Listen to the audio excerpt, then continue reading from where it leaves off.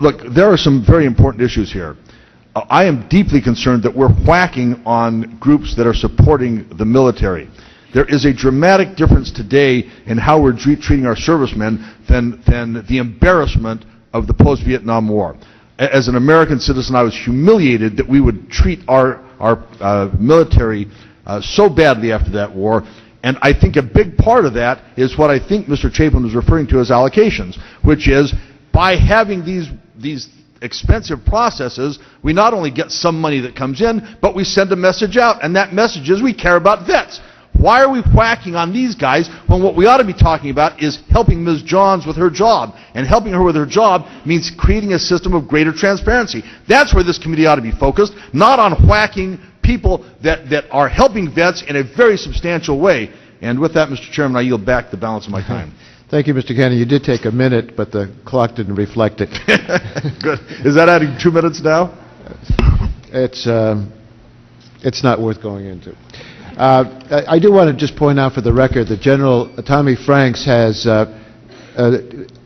disassociated himself from your organization, Mr. Chapin, and as I understand it, he asked that his name be removed from all of the information that's provided by your organization. That's correct. Okay. Now I want to recognize Can I explain Mr. to you why? Pardon? Can I explain to you why? Well, wouldn't he be a better one to explain it? Well, why do you think he left? Why do you think he left? Why do you think he left? He left because he had a number of letters from fellow generals who said, "Hey, I'm getting too much mail." And then he got the one that broke the camel's back was he got something. His sister called him up, and his sister got I don't know how many mailings in a single day. He says, "That's it." He also had a problem. I'm trying to be very frank with you.